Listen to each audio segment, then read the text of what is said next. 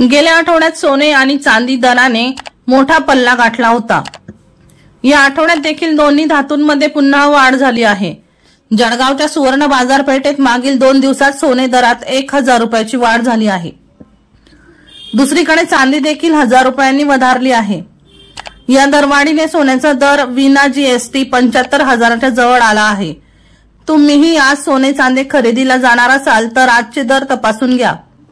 आंतरराष्ट्रीय घडामोडीमुळे मागील काही दिवसांपासून सोने आणि चांदी दरात चढ उतार सुरू आहे। जळगावमध्ये गणेशोत्सवापूर्वी सोन्याचा दर 72,000च्या घरात होता, तर चांदी दर 84,000 रुपयावर होता। मात्र त्यानंतर दोन्ही धातूंमध्ये मोठी वाढ झाली। गेल्या आठवड्यात झालेल्या दरवाढीनंतर या आठवड्यात देखील सोने चांदीचे दर महागले आहेत। मागील 2 दिवसात सोने 1000 रुपयांनी वाढले। यामुळे आता 24 कॅरेट सोन्याचा दर 74,800 रुपये प्रति तोड्यावर आला आहे। वर्षा लोहार यांचा रिपोर्ट V1 लाईव्ह जळगाव।